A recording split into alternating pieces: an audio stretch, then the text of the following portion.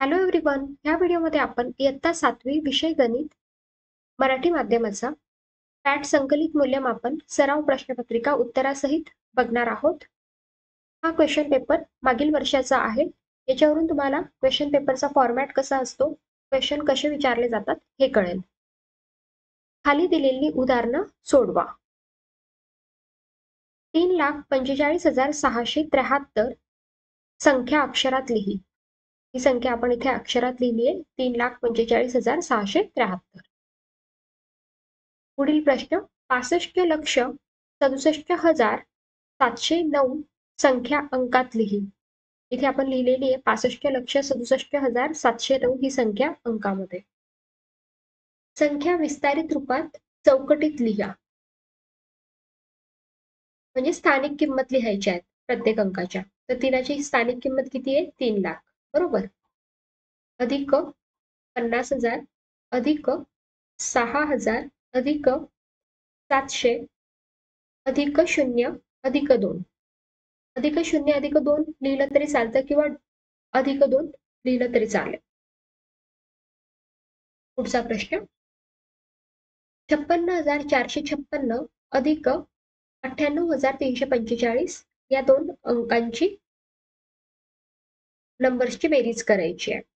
तर फायनल उत्तर आलेलं आहे 1,54,801. तुमच्या वहीमध्ये हे प्रश्न सोडवा. पुढील प्रश्न, 4,567 वजा 2,475. फायनल उत्तर आलेलं आहे 2,092. 6,505 गुणिला 756. तुमच्या नोटबुक मध्ये सॉल्व्ह करा हे प्रश्न. अगोदर आपण 6ने गुणलं, मग नंतर 5ने गुणलं, नंतर 7ने गुणलं. मग या तिघी अंकांची काय केली, तिघी नंबर्सची काय केली, बेरीज केली. फायनल उत्तर आलेलं आहे 49,17,780. पुढील प्रश्न, 9,876 ला 25ने भागायचं आहे. तर आपण आता इथे भागाकार करूया. अगोदर आपण 98 ला भागणार 25ने. 25 3 75. 75 इथे लिहिले, 3 इथे लिहिले. 8तून 5 गेले 3, 9तून 7 गेले 2, 7 आपण खाली घेतले. अंक झाला 237. नंबर झाला 237. मग 25 नम 225. 7तून 5 गेले 2, 3तून 2 गेला 1, 2तून 2 गेला 0. 6 खाली घेतल्या. 25 5 25 6. 6तून 5 गेला 1, 2तून 2 गेला 0, 1तून 1 गेला 0. भागाकार आला 395 आणि बाकी आली 1. पुढील प्रश्न, अधिक 5 गुणिला वजा 8. इथे गुणाकार आहे तर अगोदर आपण गुणाकार करून घेऊया. 8 40. आता इथे एक वजाचं चिन्ह आहे, एक अधिकचं चिन्ह आहे. वजा गुणिला अधिक काय होतं, वजा होतं. म्हणून वजा 40 हे उत्तर आलं. वजा 40 हे कोणत्या पर्यायात आहे? 3 क्रमांक पर्यायात आहे. तर इथे आपल्याला पर्याय क्रमांक लिहायचा आहे, म्हणून इथे मी पर्याय क्रमांक 3 असं लिहिलंय. पुढील प्रश्न, वजा 120 भागिला 60. वजा 120 भागिला 60. 0 0 कॅन्सल. 6 1 6, 6 2 12 आणि हे वजाचं चिन्ह, म्हणून वजा 2. वजा 2 हे तिसऱ्या पर्यायाच्या क्रमांकात आहे बघा. तर हे पर्याय क्रमांक लिहायला सांगितला, म्हणून इथे पर्याय क्रमांक आपण 3 लिहिला. पुढचा प्रश्न, एका दुकानदाराकडे 5 10 20 30 लिटरची मापे आहेत. त्याला 90 120 व 150 लिटरचे पिंप तेलाने भरायचे आहेत. तर त्यापैकी मोठ्यात मोठे कोणते माप वापरता येईल? तर इथे तुम्हाला उत्तरासाठी जागा दिलेली आहे, तिथे तुम्हाला उत्तर लिहत जायची आहे. तर इथे 90 120 150 लिटरच्या पंपात एकाच मोठ्या मापाने तेल भरवायचे आहे. यासाठी 90 120 150 चा आपण मसावी काढणार, म्हणून या संख्यांचा मसावी काढावा लागणार. प्रथम या संख्यांचे मूळ अवयव काढू. 90 चे मूळ अवयव काय आले तुमच्या नोटबुक मध्ये सोडवा. मी फायनल उत्तर लिहिलेलं आहे इथे 2 गुणिला 3 गुणिला 3 गुणिला 5. 120 चे अवयव काय आले? 2 गुणिला 2 गुणिला 2 गुणिला 3 गुणिला 5. 150 चे अवयव काय आले? 2 गुणिला 3 गुणिला 5 गुणिला 5. आता मसावी कसा काढतो? तिघांमध्ये कॉमन. इथे 2 कॉमन आहे, 2 कॉमन आहे, 2 कॉमन आहे, इथे 2 लिहिले. बरोबर? हे 2 लिहिले. मग 3 कॉमन आहे, इथे पण 3 आहे, इथे पण 3 आहे, मग हे 3 लिहिले. 5 कॉमन आहे, इथे पण 5 कॉमन आहे, इथे पण 5 कॉमन आहे, मग हे 5 लिहिले. आता तिघांमध्ये कोणतीही संख्या नाहीये. इथे 3 आहे, तर आता 3 इथे नाहीये कॉमन. बरोबर? इथे 2 2च आहे, इथे 5 आहे. कॉमन संख्या नाहीये. मग कॉमन झाले 2 गुणिला 3 गुणिला 5. मग बेत्रिक 6, 6 पंचे 30. 30 इथे उत्तर आलेलं आहे. दुकानदाराला 5, 10, 20, 30 यापैकी 30 लिटरचे माप वापरावे लागेल. पुढचा प्रश्न 18, 27, 36 या संख्यांचा लसावी काढा. 18 चे मूळ अवयव काय येतील? 2 गुणिला 3 गुणिला 3. 27 चे मूळ अवयव म्हणजेच अवयव काय येतील? 3 गुणिला 3 गुणिला 3. आणि 36 चे मूळ अवयव 2 गुणिला 2 गुणिला 3 गुणिला 3. मग आता इथे सामायिक विभाजक आपण लिहूया. तर सामायिक विभाजक कोणता बघा? इथे 3 आहे, इथे 3 आहे आणि इथे 3 आहे. बरोबर? तर हे 3 आपण इथे लिहिले. हे 3 कॉमन आहे बघा. 3 आणि 3. हा 3 इथे लिहिला. हा 3 सुद्धा कॉमन आहे बघा. हा 3 इथे पण 3 आहे, इथे पण 3 आहे. 3 लिहिला. बरोबर? आता जर हे दोघं बघितले आपण, तर इथे 2 कॉमन आहे आणि इथे 2 कॉमन आहे. म्हणून 2 सुद्धा इथे लिहून घेतलेला आहे. आणि असामायिक अवयव काय राहिले आता? हा 3 आणि हा 2. 3 आणि 2 इथे लिहिले. मग आता यांचा गुणाकार केला. 3 गुणिला 3 9. 9 दुने 18. 18 त्रिक 54. 54 दुने 108. फायनल उत्तर काय आलं? 108. 18, 27, 36 या संख्यांचा लसावी 108. चॅनलला सबस्क्राईब करून घ्या. पुढील प्रश्न सोडवा. -8चा 12वा घात भागीला -8चा 9वा घात. आता इथे a चा m घात भागीला a चा n घात बरोबर a चा m - n घात हा फॉर्म्युला आपण इथे वापरलेला आहे. ओके. सो -8चा 12 वजा 9 घात. सो -8चा -3 पॉवर. बरोबर? -8 वजा 8 गुणिला वजा 8 गुणिला वजा 8. यांचा गुणाकार केला तर वजा 512. पुढचा प्रश्न धनघातांकाच्या रूपात लिहा. आता 3/2चा घातांक काय? वजा 5. तर याचा घातांक काय सांगितलाय? धन करायचं सांगितलंय. तर आपल्याला घातांकाचे नियम माहिती आहेत. a छेद b चा वजा m घात बरोबर b छेद a चा m वा घात. म्हणजे हे रिव्हर्स करून घ्यायचे. डिनॉमिनेटर न्यूमरेटरला आणि न्यूमरेटर डिनॉमिनेटरला खाली लिहिलं की घात हा प्लस होऊन जातो. धन रूपात होऊन जातो. वजाचा धन होऊन जातो. म्हणून 2/3 5चा घात. 2 वरती घेतले आणि 3 खाली लिहिले. तर 5वा घात. पुढील प्रश्न जोड्या लावा. अ गट आणि ब गट. पहिला प्रश्न आहे 5चा 4था घात गुणिला 5चा 3वा घात. आता a चा m वा घात गुणिला a चा n वा घात बरोबर a चा m अधिक n घात. बरोबर? तर 4 आणि 3 किती झाले? 7. म्हणजे 5चा 7वा घात. म्हणून इथे पर्याय काय आला? जोडे लावण्याचा इथे C आला.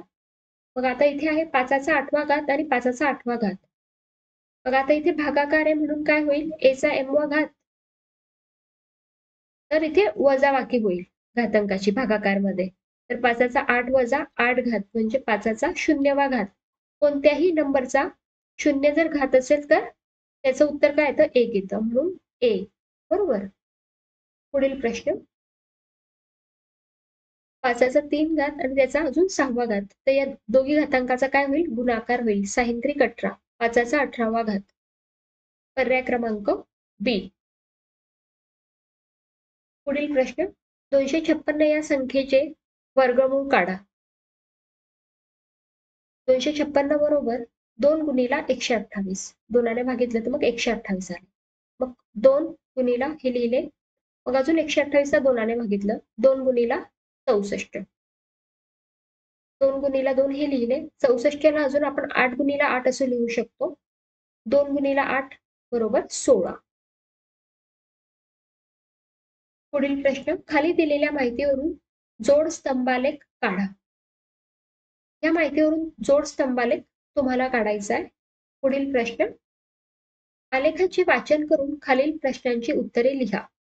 इथे बघा वर्ग आहेत, इयत्ता आहेत 5वी, 6वी, 7वी, 8वी, 9वी आणि 10वी आणि विद्यार्थ्यांची संख्या इथे आपल्याला दिलेली आहे. हे पहिलं जे स्तंभ आहे तेच मुलांसाठी आहे आणि हे मुलींचा स्तंभ आहे, म्हणजे संख्या आपल्याला कळतायत त्याच्यावर. मग मुले, पहिला प्रश्न आहे आलेखावर, मुले व मुलींची संख्या समान असलेली इयत्ता कोणती? तर बघा इथे कोणते, हे बघा इथे दोघं समान आहेत बरोबर. मग 9वी, इयत्ता 9वी, इयत्ता 9वी. कोणत्या वर्गात मुलांची संख्या सर्वात जास्त आहे? आपण इथे बघूया. सगळ्यात जास्त संख्या बघा कुठे दिसते? तर इथे बघा 6वी मध्ये दिसते सगळ्यात जास्त संख्या बरोबर. तुम्ही जर तुम्हाला कन्फ्युजन असेल तर 6वी आणि 7वीची बेरीज करून बघा. 6वीची वेगळी करा आणि 7वीची वेगळी करा, मुला मुलींची बेरीज करा आणि तुम्हाला फायनल उत्तर मिळेल. मग इथे आहे इयत्ता 6वी उत्तर. इयत्ता 7वीत मुलींची संख्या किती आहे?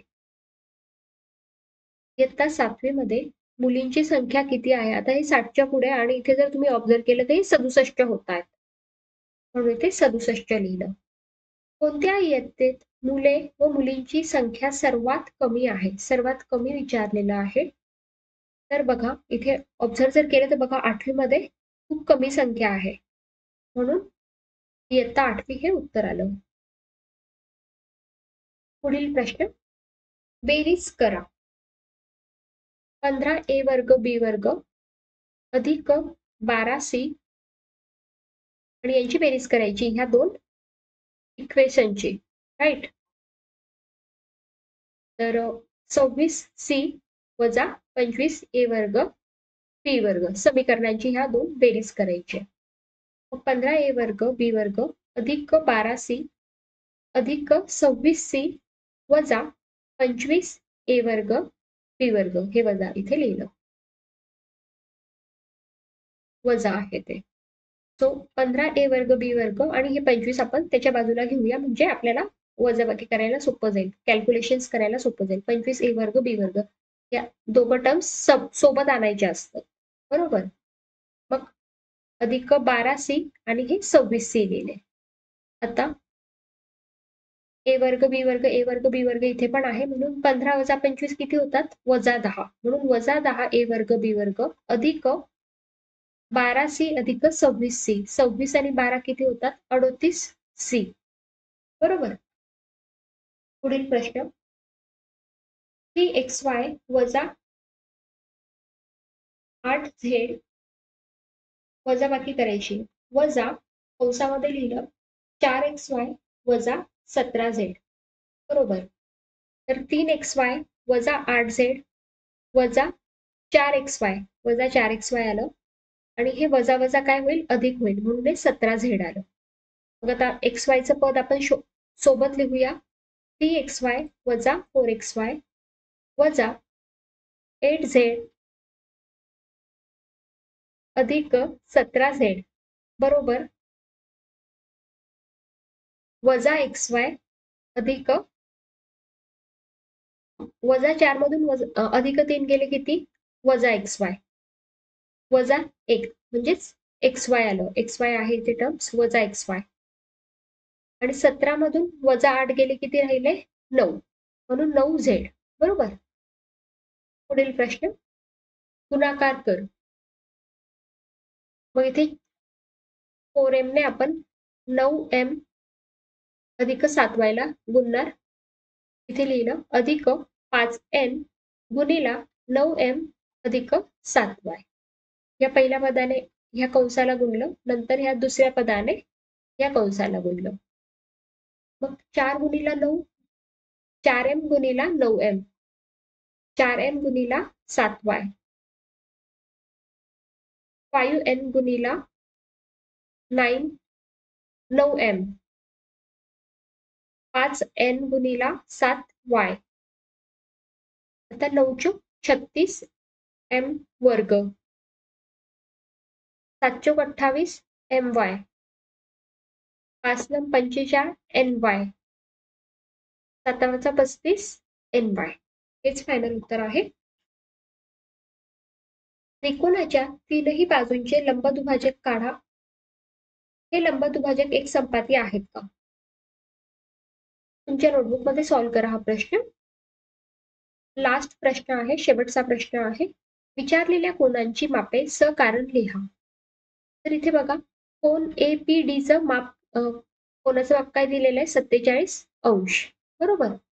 आता आपल्याला काय विचारलंय? कोन BPC हा कोन विचारलाय.